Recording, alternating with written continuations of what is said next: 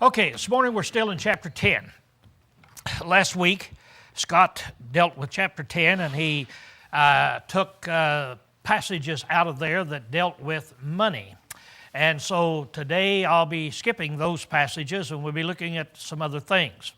Now, as we look at the rest of the book of Proverbs, as you've already seen, almost every verse has a thought, and then the next verse has another thought. There are times when you'll have 2 or 3 or 4 verses that all talk about the same thing. But you have so many times it's skipping here and here and here and here. And so the book is just packed full of wisdom. So I kind of look at it like if you took a jar and you had a bunch of statements out here. You find some person that knows everything that there is to know, and so he writes down on little passages, little sheets, some wise sayings, things you need to know, and so I start putting them in the jar, and I have to get something, I start packing them down, and I just put them in the jar, and I'm just packing them down, and when you get through, you have a jar full of paper that is just packed full of wisdom. That's kind of the way I look at the book of Proverbs, that it is just packed full of wisdom. Hundreds of different things that are in there. And so as we study this now, I'm going to, again, wanting to call your attention to the fact that we might say one thing in one verse, and then the next verse something else, or it may be right on the subject, and today it's going to kind of follow down on some of the same things, but it's just packed full of wisdom.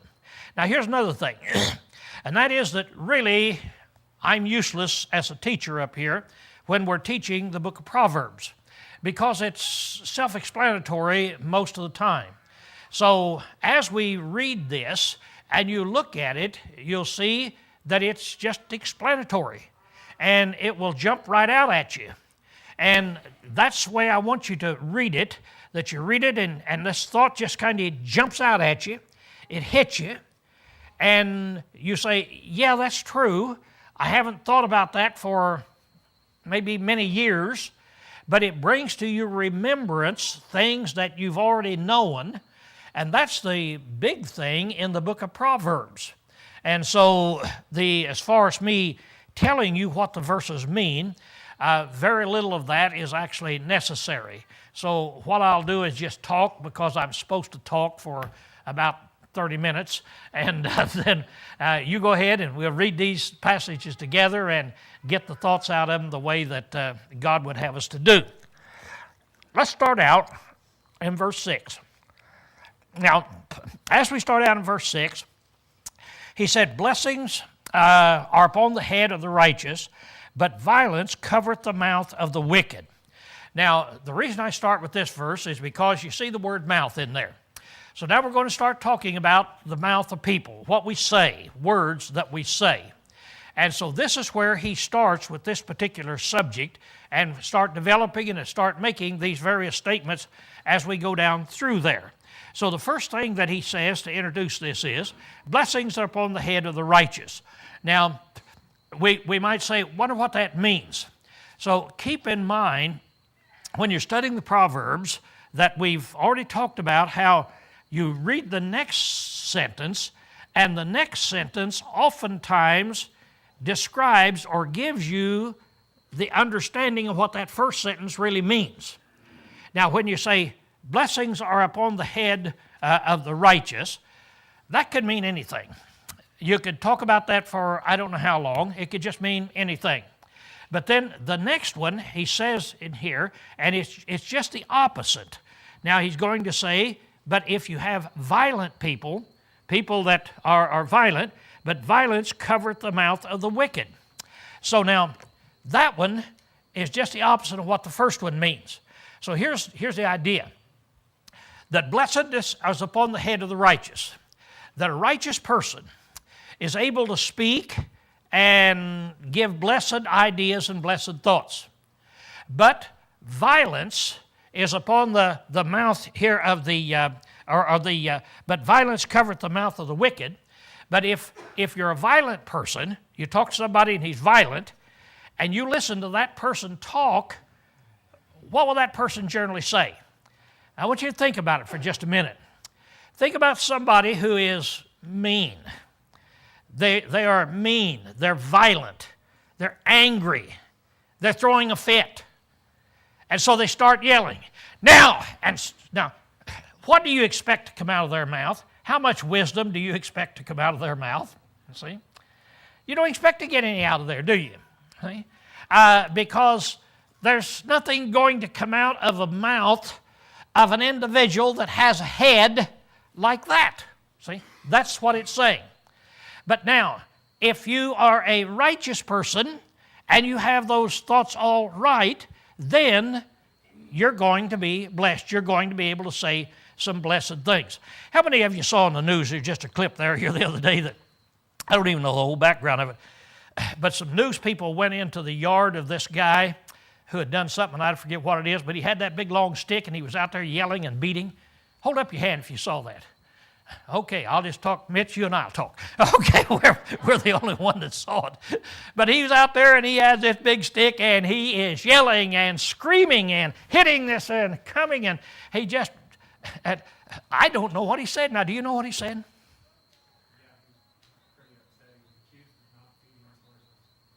Not being what? Feeding his horses. Oh, I see. Well, what advice did he give? What was a good advice?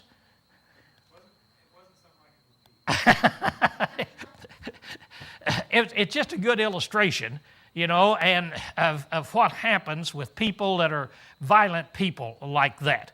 So what he's trying to say is that when you're listening to somebody, if they're a righteous person, expect blessedness to come. If they're a violent person, don't expect anything to come out of them. Then he comes down and he says, the memory of the righteous is blessed, but the name of the wicked shall rot.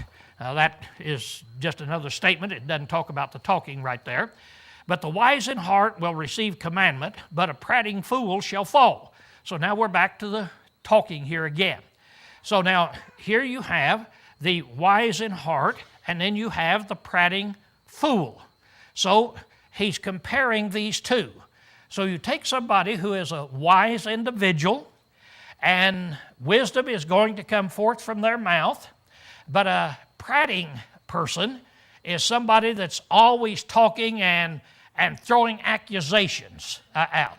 Now you start thinking about that kind of a person, somebody that's always condemning and telling everything that's wrong. How much wisdom do you expect to come out of their mouth, see? And so he said, now, the name of the wicked shall rot. Now, those kind of people, they're just going to disappear, and you don't remember them. Now, if we tried to pull an example out, I guess I could say, okay, let's take Abraham Lincoln. What do you remember Abraham Lincoln for? As you think about Abraham Lincoln, what is he remembered for? He's still memory right up here. It's that we're not going to forget him. And that's those sayings that he had, those quips, isn't it? That he had. He's able to take those sayings and put them in there. Now, name me somebody else that lived back there in Lincoln's day who was a prating fool. Somebody that was just going around just yelling and accusing all the time and just a prating fool. And you say, well, I don't know of anybody that was there.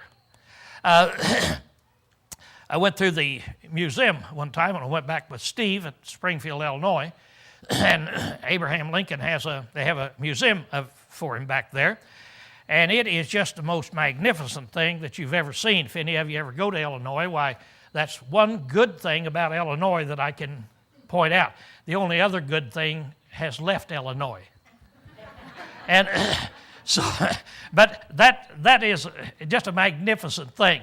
And in there, why, it showed Lincoln, and he's sitting there, and he has this idea of what he's going to do here to free the slaves. And then all around him, and it shows the office that's all in there, and all around him he has all these secretaries, all these people, and then it shows what they said. How they would say, Mr. Lincoln, You are a fool if you do this. You are, and then this one over here. And here it is, all these guys just jumping all over him.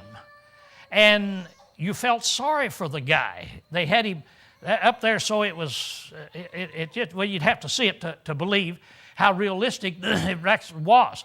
But here it is. Here's a man that has this idea, has all these sharp sayings, and here you have all these people around him that are prating fools. Now, I'll name Lincoln. You give me a couple of the other guys' names. I say, oh yeah, they're famous for. Well, they said a whole lot more than Lincoln said. For every word that Lincoln said, they probably said 100 words. That's what this is saying. A prating fool, his words are going to his name is going to rot. The wise in heart will receive commandment, but prating fool shall fall. He that walketh uprightly walketh assuredly. He that perverteth his ways shall be known. Again, he's interjecting righteous living with talking righteously here. But he that walketh uprightly, that's in a righteous way. He has a firm step. He walks surely. He knows where he's going. And he that perverteth his ways shall be known. Somebody that changes his paths and doesn't know where he's going and doesn't walk in the right path, everybody's going to know about that. He that winketh with the eye shall cause sorrow, but a prating fool shall fall. Now, what does it mean, he that winketh with the eye? How many of you know what it means? He that winketh with the eye. Hold your hand. Okay. Most of us know what it means. Rod, what does it mean? He that winketh with the eye. Deception or agreement between two to deceive another. That's right. In other words, Rod and I have something going here, and so we have a deal we're going to pull on Roger. And so I'm here and I'm talking and I sound like I'm on Roger's side. I want to give Roger a good deal. I look over and I give Rod a wink in here. And what I'm telling him is I'm setting Roger up. Rod, don't believe what I'm saying here for you. So it's deception. It's when I talk with deception. You can't really trust what I say. So now he that winketh with the eye, he that talketh with deception shall cause sorrow. All I'm going to do is cause sorrow to a bunch of people because I'm always causing these bad deals to happen. And a prating fool, he shall fall. The mouth of the righteous is a fountain of life. In comparison to the prating fool, here, the mouth of the righteous is life. If you can find you a prating fool, somebody that's always condemning and talking like that, you'll find somebody that all they'll do is just cause you problems. But if you can find somebody here, the mouth of the righteous, then you found a fountain of life. You can go to that person, and that person then will listen, and that person will be able to say something that's going to help you live your life the way it should be lived. Then, but violence covereth the mouth of the wicked. There, we talked about that. Hatred stirreth up strife, but love covereth all transgressions. Think about that for a minute, if you wanted to go into detail. How much strife has been caused by hatred? Where people hated somebody, what does that lead to? In other words, when I come to the point that I hate somebody, now it doesn't make any difference why I hate them. You might say, well, what did this person do to you? Doesn't make any difference. Let's suppose that a person did something terribly wrong to me. Just something absolutely terribly wrong to me.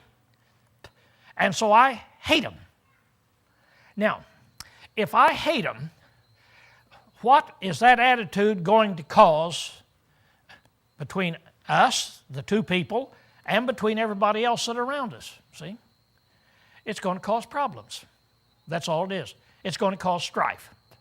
I hate this person, so I'm going to go to this person and tell him what that dirty, low-down person that is, and I'm going to set this up. And in a little while, we got the whole congregation mad at each other. Hatred will end up causing strife. But love covereth all transgressions. Now, how big a statement is that? Love covereth all transgressions. Wow.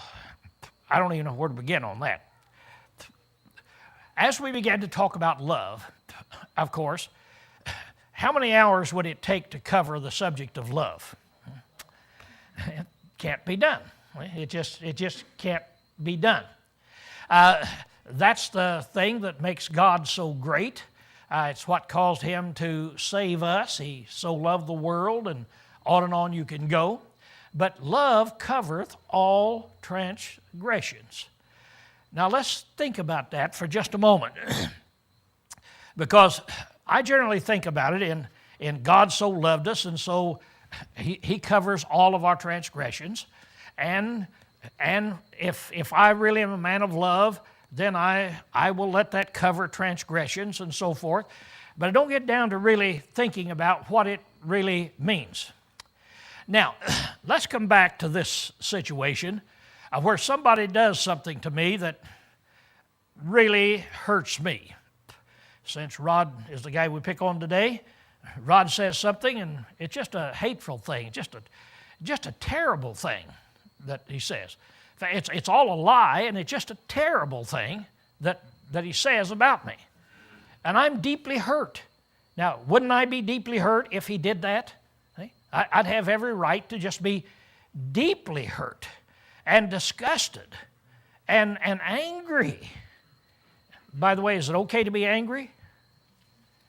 Yeah, you can be angry, but what did Paul say? Sin not.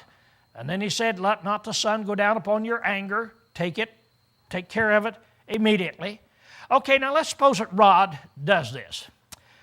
Just a horrible thing. Now, if I put in my mind and I let it build up so that I am angry and I hate him, what is that going to cause between Rod and me, and between my friends and Rod's friends? What's going to happen? Strife is going to happen there. But love covereth a multitude of sins. Now, let's try to cover his sins, because he's committed so many of them, telling so many lies about me, doing things he shouldn't have done. And now, if I end up hating him, what's going to happen? There's going to be strife. What is the answer? Love covereth the multitude of sins. So the answer is, I have to have love. Now, we've got us a problem. Who is it that I have to love? Rod. What has Rod done to me? See? And yet I have to love him. Now, does that mean that I have to enjoy all these lies he told about me? Now, he's hurt me? No, it doesn't mean that at all. What does love mean?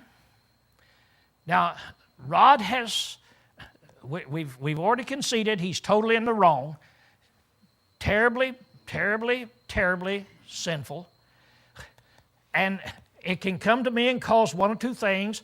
I can either build up hate, and you'd say that's the normal thing, or I can act with love. Now, what do I do if I act with love? See, that's the key. So I have to have love. Love causes you to do what is in the best interest of the one that I love. Now, here is a biggie. I now need to come back and say, what can I do to help Rod? What do you think about when somebody does something terrible to you? What do you think about? What can I do to help me, and I'll destroy the no good louse? See, I will get him. I want everybody in this congregation to know how low he is. Isn't that the normal feeling? You see that we have? That's the hatred. So the love now is where I have to turn it around, and I have to say, now I want to act in the best interest of Rod. So if I will act in the best interest of Rod, that's going to cover a multitude of sins. It's going to cover them over. Now, it doesn't mean that I say, okay, Rod's statements are forgotten. Everything is fine. Rod can say anything he wants to say about me, and I love him, and so it's just okay. That really is not true, because what am I doing? I'm acting in the best interest of Rod. Now, would it be in Rod's best interest for me to just let him say anything he wants to say, as much as he wants to do, and we just go on with life and his mouth just keeps going? No. No, I'd need to do whatever I could to stop him. Would that mean going to him and talking to him? Would that mean trying to get this thing straightened out? If we can't get it straightened out, how do I act in his best interest? What can I do to keep from destroying him? It is so big, I don't even know how to talk about it. But that's what the Proverbs is telling us here. So now think about it this way. And if this is all we learned out of this class, then our life would be changed. For the rest of your life, you're going to go through situations where people are going to do things to you that are wrong. They're not right, and they will cause you to want to retaliate. They'll cause you to become angry, and they'll cause you to want to build up a hatred.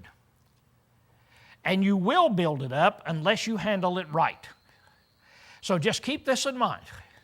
From this day forward now, whenever anybody does anything to us that really makes us angry, let's make sure that we're not going to act on hate, but we're going to act on love. Now, we might not know what to do, but we may have to go talk to somebody and say, what should I do? And get some wise advice, but always act in love. And boy, what a big thing that is. It's so big, I don't even know how to talk about it. In the lips of him that hath discernment, wisdom is found. So, a person that has discernment can discern things, can see the difference between this and that, then wisdom is found. How many things are there out there in the world that you look at and there are some things that just black and white. This is wrong, no question about it. This is right, there's no question about it. How many items, how many things are there in this life that are down here in this gray area? That they're down here to where you say, is it right or is it wrong? And you have to stop and chew on it and you say, well, can I do this, or isn't that where most of our problems lie? Okay? Most of them fall in that particular area that's in there. Now, the person of discernment is able to discern, able to see. They're able to separate. They're able to make distinctions between that. Even in places you go, even in restaurants where you attend. There are restaurants that I would not go to. And then there are others I would, and you say, well, what's the difference? Well, I don't know. I'm not sure. This one just, it has a bad connotation to it. It looks like a wild bar. It just looks, and this one over here doesn't. And on through life we go in 100 different ways of trying to figure out what is right, what is wrong. See, what can we do and what can't we do? Yes. What's that? I got a question, Lowell. Oh, okay. Going back to 12, Yep. one way to counteract his anger on saying bad things against you and making you angry, couldn't you just say, I forgive you for what you're saying about me? And my compassion for you is my love for you Mm-hmm. and forgiveness. Okay, that's great. What if I tell Rod that? Rod, I forgive you for these lies you're telling. And he said, these are not lies. These are the truth, and I'm good. And so he goes on, see? My compassion is still the love for you for whatever it you still say, and I hold nothing against Okay, if you can do that's great. See, that's great. And like I'm telling you, this thing is just so big that I wouldn't even know where to start. But yeah, and of course, forgiveness has to come in, doesn't it? See, forgiveness has to come in, and when you hold it in there, then that's where it's going to damage you. In fact, it's well been said, and it is true. When you are angry and unforgiving, who gets hurt? You. You're the one that gets hurt. Anger it will eat you up, and it won't hurt the other person. Suppose I get so angry at Rod, I can't sleep. I just stay awake at night. I am so angry at him. 3 o'clock in the morning, I'm laying awake, just thinking what I could do to him. What's Rod going to be doing 3 o'clock in the morning? He's going to be sleeping, having pleasant dreams. The reason I brought it up, Lowell, is because that was the only way for me to release some of my anger for several people that has made me angry. I went to them and just said this very thing to them, Okay. and it made them feel like, might say a fool, Yeah. but it made them feel worse than what I did, and it relieved me. Yep. No, great idea. Great suggestion, you see. And really good. And it'll work on anybody except Rod. I'm trying to get a situation here where it just, it's just like this. And so that's the way we go through life there. Okay. In verse, let's see, I want to skip, let's see here. In 14, wise man's mouth has knowledge, and the mouth of a fool doesn't. And then Scott covered the other right there. Let's skip on down here to 19. In the multitude of words there wanteth not transgression, but he that refraineth his lips doeth wisely. Now I'm reading from the New American Standard. Anybody got a newer version that says something different that's there in the multitude of words? Okay. He is on the path of the life of life, he who heeds instruction, but he who forsakes reproof goes astray. That's what you had there? I was going to say I took my hearing aids out, but I didn't think they were that bad. Yeah. Rod, what version you have? I think you're reading from the American Standard Version. I have the New American, where there are many words, transgression is unavoidable, but he who restrains his lips is wise. Okay, yeah, it all says the same thing. I like this. Wherever there's many words, transgression is unavoidable. I like that. And this says the same thing, there wanteth not transgression. In other words, when you get your mouth to talking and you keep talking and you have many words, there's one thing you can't keep from doing, and what is it? Transgressing.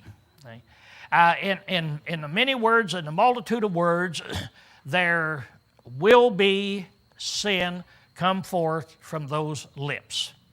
None of us are wise enough to keep our mouth going all the time without saying something that is wrong. So this right here would behoove all of us to think, wait a minute, he that refraineth his lips doeth wisely.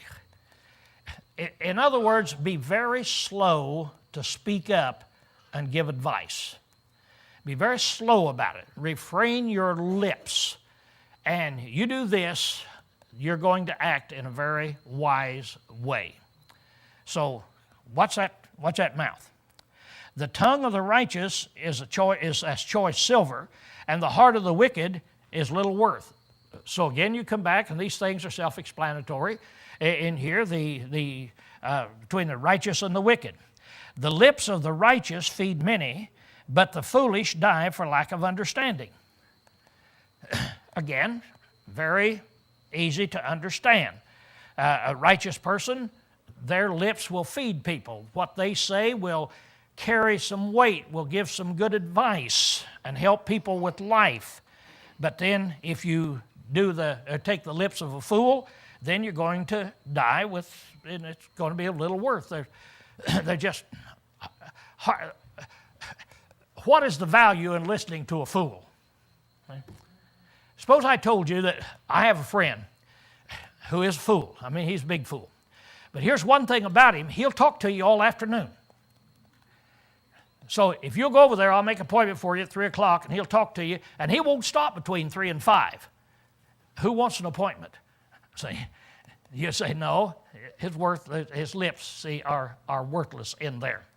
So he deals with this then on and on and on and on in talking about these things. But there's where we're going to quit for today.